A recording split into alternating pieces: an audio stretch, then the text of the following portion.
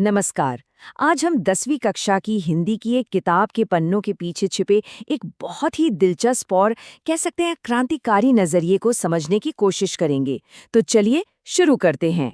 तो सबसे पहला और बुनियादी सवाल यही है कि क्या पढ़ाई लिखाई का मतलब सिर्फ चीज़ों को रट लेना है? क्योंकि दशकों से हमारा एजुकेशन सिस्टम कुछ इसी ढर्रे पर तो चलता आया है।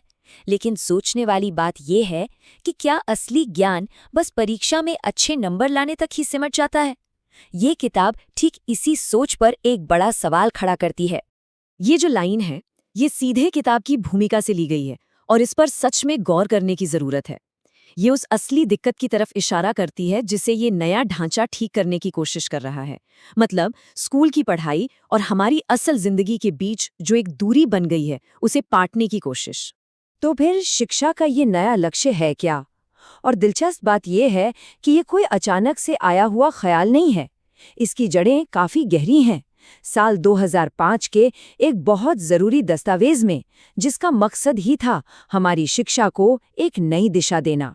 ये रूपरेखा कुछ ऐसे मूल सिद्धांत सामने रखती है जो इस नए शैक्षिक दर्शन की कह सकते हैं रीढ़ की हड्डी है। और ये सिर्फ कुछ सुझाव नहीं है, बल्कि ये एक बिल्कुल नए तरीके से सिखाने की नींव है। तो इन सारे सिद्धांतों का असल मतलब क्या है? देखिए, ये एक ऐसी शिक्षा व्यवस्था की बात करते हैं जो ज्यादा प्रैक्टिकल हो, ज्यादा जिंदगी से जुड़ी हो। यहाँ जोर इस बात पर है कि ज्ञान सिर्फ किताबों तक ही ना रहे, बल्कि उसे असल जिंदगी के अनुभवों से भी जोड़ा जाए, ताकि सीखने वाले सिर्फ ज्ञान लेने वाले ना बने, बल्कि खुद ज्ञान बनाने वाले भी बने। अब सवाल ये उठता है कि ये जो इतना बड़ा दर्शन है, ये सिर्फ कागजों से निकलकर हकीकत में कैसे बदल रहा है? चलिए देखते हैं कि हाल में जो बदलाव हुए हैं, उनमें इसे कैसे लागू किया गया है। ये सोच तो लगभग 2 दशक पुरानी है। तो फिर किताब के अंदर इतना बड़ा बदलाव हाल ही में क्यों किया गया? इसका जवाब हमें हाल में हुई कुछ बड़ी घटनाओं में मिलता है। इसके पीछे 4 बड़ी वजहें थीं। एक तो महामारी ने हमें सिखाया कि बच्चों पर सिलेबस का बोझ कम करना कितना जरूरी है। फिर जो नई शिक्षा नीति आई, उसने अनुभव से सीखने पर बहुत जोर दिया। मकसद ये था कि ऐसी सामग्री तैयार हो जो बच्चों के लिए आसान हो और आज के ज़माने के हिसाब से काम की भी हो। तो इन्हीं सब सिद्धांतों और ज़रूरतों को ध्यान में रखते हुए इस किताब को बिल्कुल नए सिरे से तैयार किया गया। अब इसमें सिर्फ 3 रचनाएं हैं और ये कोई यूं ही नहीं चुन ली गई हैं। हर एक रचना का अपना एक खास मकसद है। जरा इन रचनाओं को करीब से देखते हैं। देहाती दुनिया हमें हमारी जड़ों से जोड़ती है। साना साना हाथ जोड़ी एक सफर पर ले जाती है जहां खूबसूरती भी है और संघर्ष भी। और मैं क्यों लिखता हूं, ये हमें किसी भी चीज को रचने की, क्रिएट करने की गहराई में ले जाता है।